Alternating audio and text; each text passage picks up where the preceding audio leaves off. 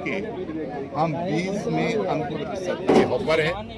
दूसरा इसमें विभिन्न प्रकार का बीज बट्टे के लिए एक प्लेटफॉर्म बना हुआ है और 2 ये ड्रॉज हैं। फेज होती है, ठीक है, अर्थात जहाँ सेल डिवीजन के लिए कोशिका प्रवेश कर एकदम सस्त एकदम मस्त होंगे। तो गैस फिलहाल मैं रेडी हो चुका हूँ और आज तो मेरे वहाँ पशु मेला भी लगेगा कॉलेज में। और नितिन भाई अपना जा रहा है घर। क्यों नितिन? और हम अभी नहीं जाएंगे। और अनुराग भाई अपना हैं, सभी लोग रेडी हो चुके हैं, विशाल भी। और इधर हमारे दबंग भाई आंखों में एलर्जी लिए हुए रेडी हो चुके हैं। तो हम भी तो चलते हैं फिलहाल गाइस, ब्लॉग में कंटिन्यू बने रहें।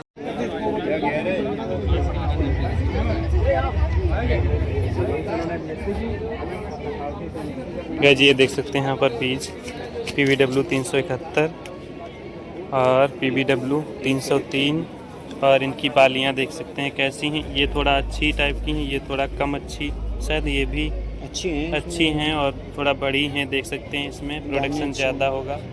और ये विराट है, अगेती बुआई के लिए ये 15 अक्टूबर से 15 नवंबर के बीच सोइंग की जाती होगी इसकी। और ये देख सकते हैं इसकी बालियाँ। और बाकी की सारी वैराइटीज़ के गेहूँ की वैराइटीज़ ये रखी। PBW 540 गेहूँ K9007 SK 2081 धान पंथ, ये सभी वैराइटीज़ हैं देख सकते हैं। मटर इंदिरा, मटर रचना ये वैरायटी, मटर शिखा ये वैरायटी, मटर सपना ये वैरायटी है देख सकते हैं। और राजमा की ये है चना देख सकते हैं। ये है अमेरिकन कपास, बीज दर इसकी 20 किलोग्राम प्रति हेक्टेयर होती है। और ये है देसी कपास, इंडियन कपास। और मूंगफली टाइप T28 है शायद ये गाइस, देख सकते हैं। ये सारी प्रजातियां हैं। और ये बॉटनी विभाग लिखा है, कृषि वनस्पति विज्ञान वनस्पति विभाग ये लिखा है। ये देख सकते हैं अलसी, तिल, भिंडी, सेम, कुसुम, कद्दू का बीज ये देख सकते हैं। और ये भोजपत्र का नमूना जिस पर लेखन कार्य पहले गाइस भोजपत्र पे होता है, जैसे ताम्रपत्र भोजपत्र चलते तो ये भोजपत्र है, इन्हीं पे लिखा जाता था। और ये लौकी का बीज, ये करेला का, पलक रौनक, ये हरा मध्य खरबूज का बीज देख सकते हैं। ये स्टेजेस हैं उसकी कोशिका की, प्रोफेज, मेटाफेज, इंटरफेज, ये सारे एनाफेज, टेलोफेज, ये सारी स्टेजेस हैं देख सकते हैं। एडवांस स्टेज टेलोफेज को कहते हैं। ये टेलोफेज, अच्छा उधर से इंटरफेज से प्रोफेज, मेटाफेज, एनाफेज, टेलोफेज, फिर टेलोफेज स्टेज को एडवांस टेलोफेज, ये एडवांस टेलोफेज पढ़ा है। मियोसिस, माइटोसिस और मियोसिस। जो माइटोसिस सेल डिवीजन होता है वो वेजिटेटिव सेल में होता है। किसमें होता है? Vegetative cell. इसको सोमेटिक सेल भी कहते हैं। क्या कहते हैं? सोमेटिक सेल भी कहते हैं, ठीक है ना। अर्थात सोमेटिक सेल वे कोशिकाएं होती हैं जो पौधे या किसी बॉडी की वृद्धि में भाग लेती हैं, वृद्धि करती हैं, ठीक है। तो ये माइटोसिस का पूरा डेमोन्स्ट्रेशन है। इसमें सबसे पहली जो सेल डिवीजन होती है इंटरफेज होती है, ठीक है, अर्थात जहाँ सेल डिवीजन के लिए कोशिका प्रवेश करती है। इसके बाद प्रोफेज होती है। इंटरफेज के बाद प्रोफेज होती है कि डिवीजन से जस्ट पहले की अवस्था क्या होगी, है ना। तो प्रोफेज होती है। अब इसमें डिवीजन की क्रिया शुरू हो गई तो इसके बाद मेटाफेज आई, है ना। मेटाफेज में क्या होता है? जो गुणसूत्र होते हैं कोशिका के मध्य, जो पटलिका होती है, मध्य मिडिल प्लेट होती है, उस मिडिल प्लेट में आ जाते हैं, ठीक है। तो इसमें गुणसूत्र देखो दिखाएंगे, मिडिल प्लेट में आ गए। इसके बाद फिर आती है एनाफेज। एनाफेज में क्या होता है? मिडिल जो मेटाफेज है, मेटाफेज के बाद में जो गुणसूत्र हैं वो पोल्स की तरह चला है। इसके एक ये पोल्स होता है, एक ये पोल्स होता है, दो north and south poles, north and south pole. तो ये क्रोमोसोम मिड प्लेट से नॉर्थ और साउथ पोल की तरफ जाने लगते हैं। इसके बाद जो अगली स्टेज आती है वो टीलोफेज की आती है। टीलोफेज में क्या होते हैं कि जो गुणसूत्र हैं वो मिड प्लेट से बहुत दूर चले जाते हैं, एकदम पोल्स में पहुंच जाते हैं। और जो मिड प्लेट है वो मिड प्लेट बट जाती है, क्या होने लगती है, विभाजित होने लगती है। और विभाजित होकर के दो कोशिकाओं के रूप में परिवर्तित होने लगती है। इस तरीके से जो एडवांस टेलोफेज सेल डिवीजन की जो टेलोफेज स्टेज है, इसमें स्पष्ट रूप से दो कोशिकाएं बच जाती है। ठीक है ना जी सर। तो समझ में आया ना? Yes sir. ये माइटोसिस की सेल डिवीजन की पूरी अवस्था है।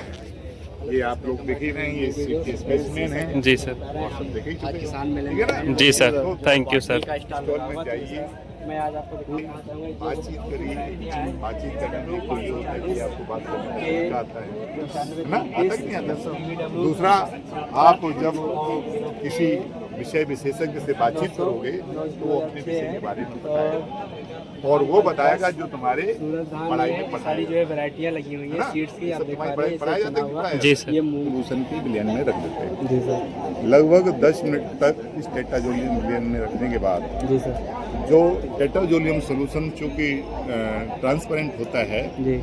लेकिन जब ये ऑक्सीजन के संपर्क में आता है या लिविंग कोशिका या लिविंग पार्ट्स में आता है, तो लिविंग पार्ट्स में एक क्रिया होती है, ऑक्सीडेशन क्रिया होती है।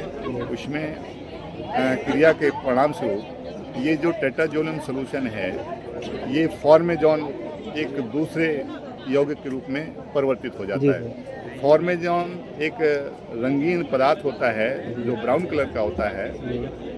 बीज के अंदर ये पहुंच करके बीज को अवरंजित कर देता है, ब्राउन कलर का कर देता है।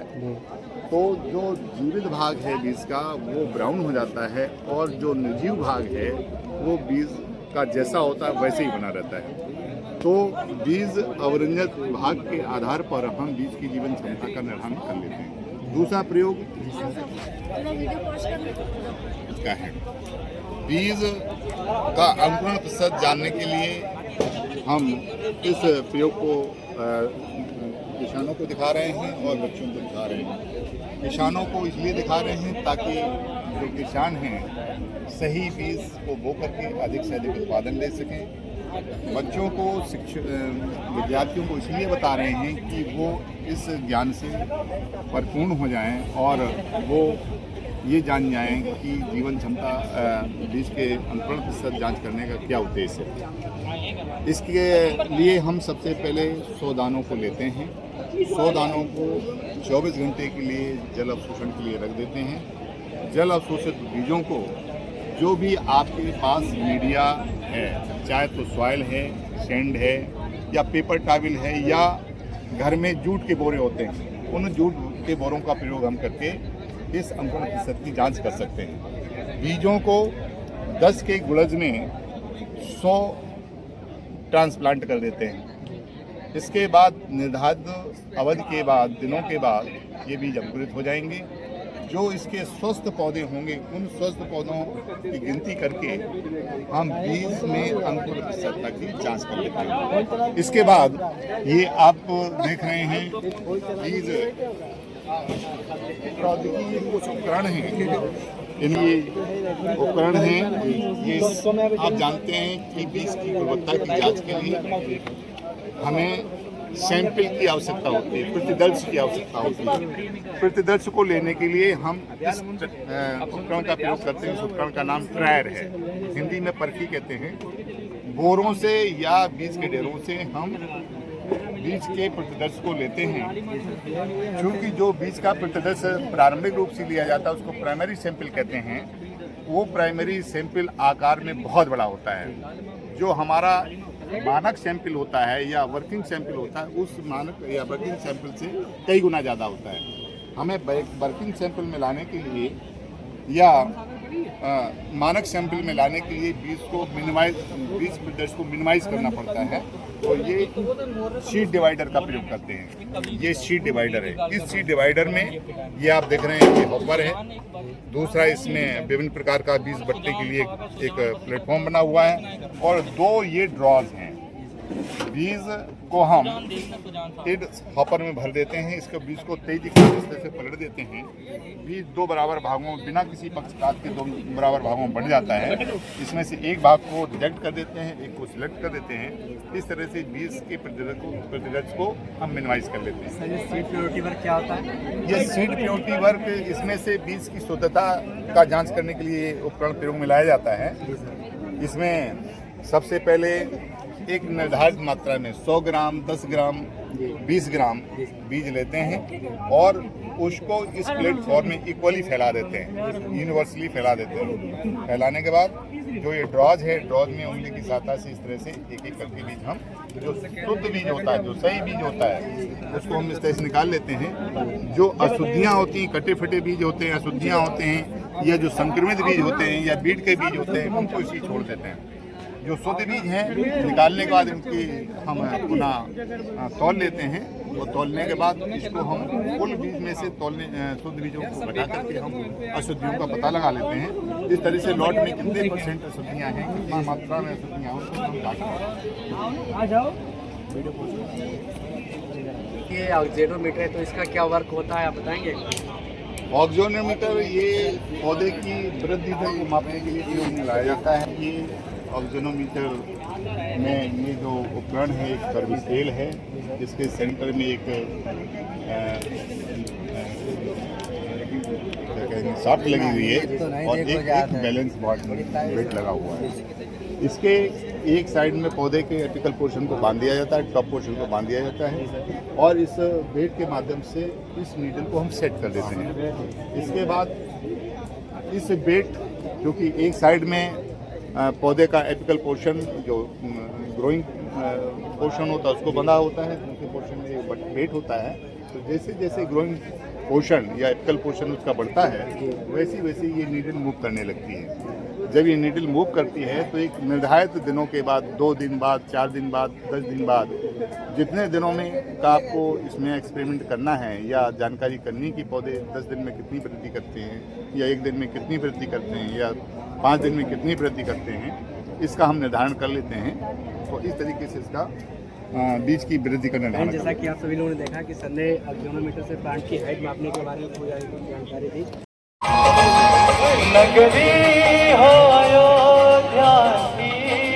डिपार्टमेंट को आ चुके हैं, अब यहाँ के बारे में जानेंगे हम। ये क्रीम सेपरेटर मशीन है, देख सकते हैं, इससे क्रीम जो है निकलेगी और हाथ से इसे 1 मिनट में 60 बार ये चलाना पड़ता है। 60 बार के लिए इस पे ये 30 कटर है, वो उसके शुगर के। ये दवाई वाई लगाने गरवासे में वो दाग आग जैसे कहूँ कट जाए तो उसमें दवाई घोल करके फिलहाल ये दवाई पिलाने के लिए। तो आप चाहते हैं तो भविष्य में आप कोई वैज्ञानिक बनेंगे, कोई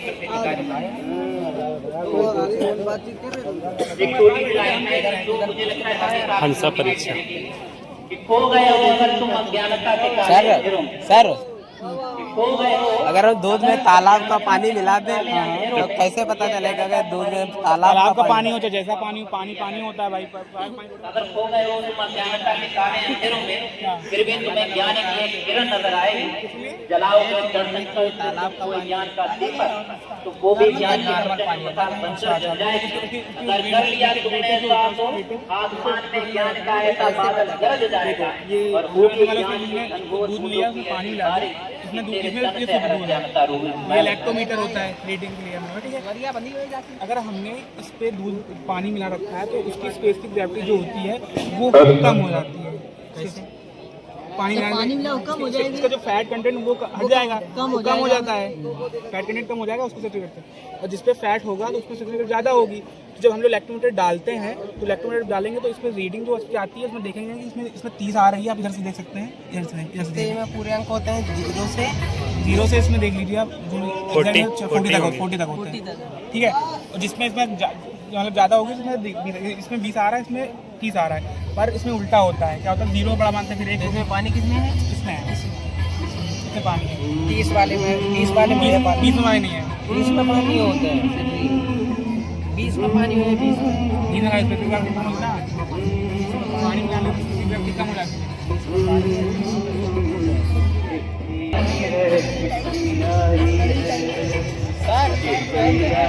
प्रदर्शनी देखने आए हैं। इधर देख सकते हैं यहाँ पर सारे पशु लगे हैं। जो पिछले साल बकरा आया था वो भी इस साल भी आया है, वो देख सकते हैं। यहाँ पर विभिन्न प्रकार की प्रजाति की जो है भैंसे, गाय और बकरी सारी चीज़ें हैं, देख सकते हैं भी गाइस। तो अभी चलते हैं, आपको दिखाते हैं।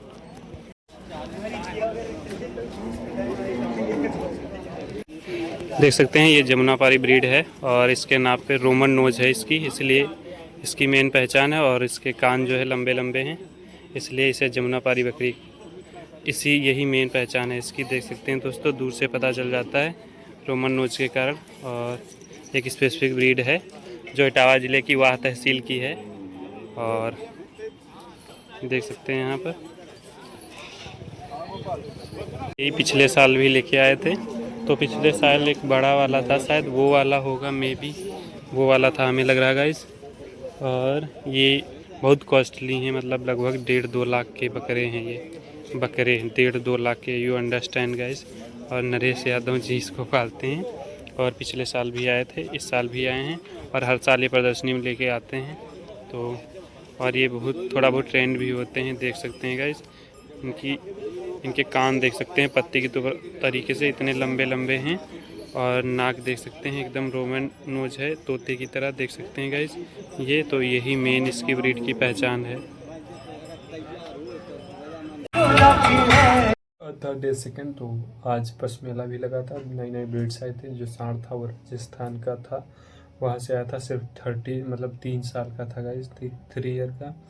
और गाइज इन जो मैंने बकरी दिखाई वो जमुनापारी बकरी थी, वो हर साल आती, पिछले साल भी आई थी, लेके आए थे जो पालते हैं। और उसमें बकरे जो हैं थे अधिकतर, और जो उनकी प्राइस लगभग 2.5 लाख के अराउंड थी guys. 2.5 lakh you imagine that, 2.5 lakh रुपए थी। और तो बकरी की प्राइस समझ सकते हैं। सो मतलब पालने वाले बहुत सारे बिजनेस कर लेते हैं और फ़ायदा भी होता है। इसी प्रकार से मतलब किसान गोष्ठी या पशु मेले से बहुत सारी जानकारी मिलती हैं। और इतने सारे इम्पोर्टेंट बीड्स मतलब सीड्स और वैराइटीज़ और बहुत सारे मॉडल्स जो बने थे, क्या केमिस्ट्री या फिजिक्स की तरफ जाएं या साइंस की तरफ, मतलब बायोटेक्नोलॉजी की तरफ जाएं, या एग्रीकल्चर हमारा जैसे कि होल देखा होगा कितने सारे स्टॉल थे एग्रीकल्चर के, और मैथ के सारे स्टॉल्स लगे थे बहुत अच्छे अच्छे। तो वहाँ पर गाइज इन सारी चीज़ों को देखने के बाद एक क्यूरियोसिटी दिमाग में जागृत होती है, उससे बहुत सारी चीज़ें समझ में आती हैं। तो ये सब किसान मेले के फ़ायदे हैं गाइज। सो मेरे अब कॉलेज में हर साल लगता है, वही फरवरी के अराउंड, फरवरी में ही गाइज लगता है।